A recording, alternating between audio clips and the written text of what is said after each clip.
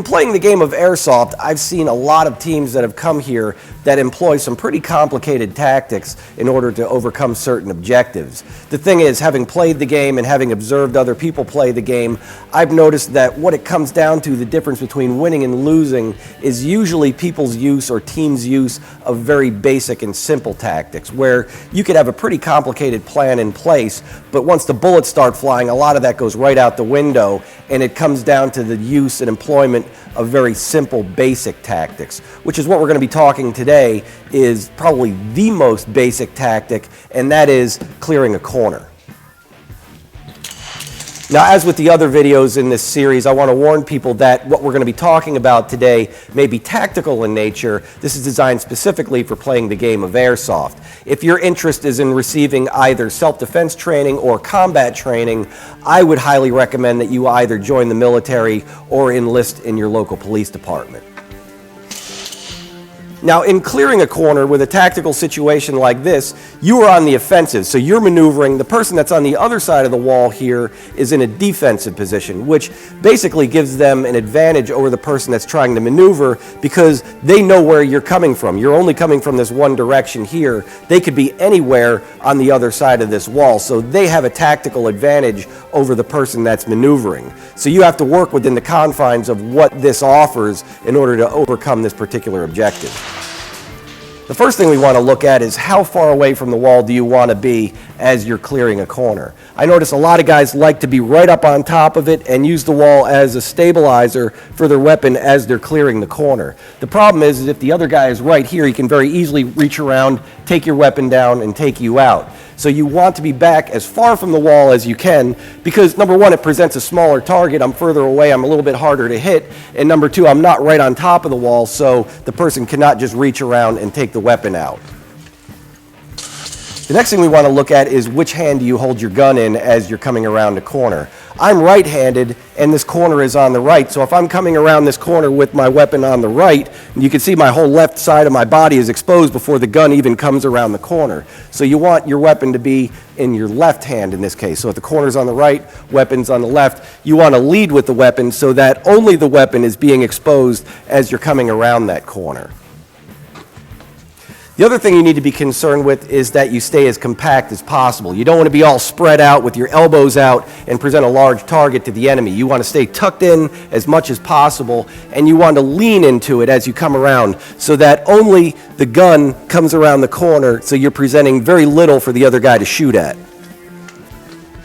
Now, one thing a lot of people don't consider when they're executing a maneuver like this is where is the light coming from as they're coming around the corner. Because if you are backlit and there's a light coming from behind you, you're going to be casting a shadow out in front of you. So if there are guys around the corner, he can see your shadow a long time before he can see you.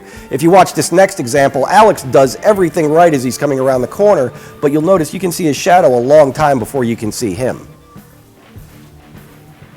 Another tactic a lot of guys like to employ is the use of tactical lights in order to blind their opponent as they're coming around the corner. The problem is they can see that light source a long time before they can see you, so once again you're giving the guy advance notice that you're coming around the corner.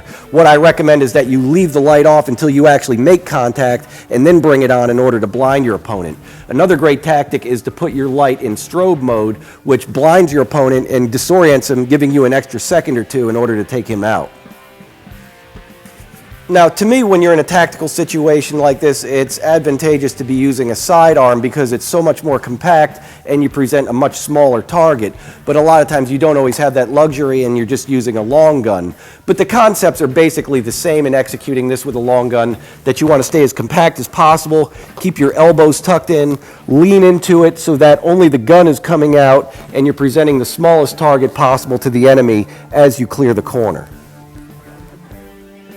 Now, in executing a maneuver like this, it's important to employ whatever tactics are at your disposal in order to gain the upper hand. Because, like I said before, if the guy on the other side of this wall has got a good, strong defensive position, he has a distinct advantage. So you need to find whatever tactics you can in order to gain the upper hand.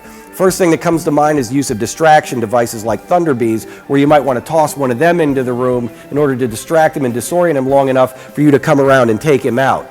The other possibility is the use of misdirection, where you might have your team lined up and you'll just come around the corner as if you're going to be taking the corner, make a lot of noise, have your tack light out so where he's focused on this corner, and send your guys around to flank him and take him from behind. Like I said before, in taking an objective like this, it usually comes down to who's going to draw the bead on who first. So you may have all the best tactics in the world as you come around the corner, but it still comes down to who sees who first and who gets the shot off first.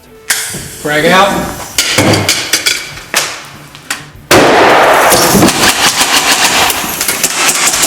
Now, after having watched this video, I'm sure you've come to the same conclusion that I have, that the direct approach is not always the best approach, and the use of misdirection and flanking is usually the best way in order to overcome an objective like this. Now, you don't always have that luxury where maybe the rest of your team's been eliminated and you're just on your own and you don't have anybody else to rely on, or you're just doing a one-on-one and it's just one guy against another, and like we saw before, it just comes down to who gets the beat on the other guy first. And like I said from the beginning, that usually ends up being the guy that pays attention to basic tactics with where is your shadow coming from? Are you presenting the smallest target possible? And are you just not giving away your position so that you can get the upper hand and win the day?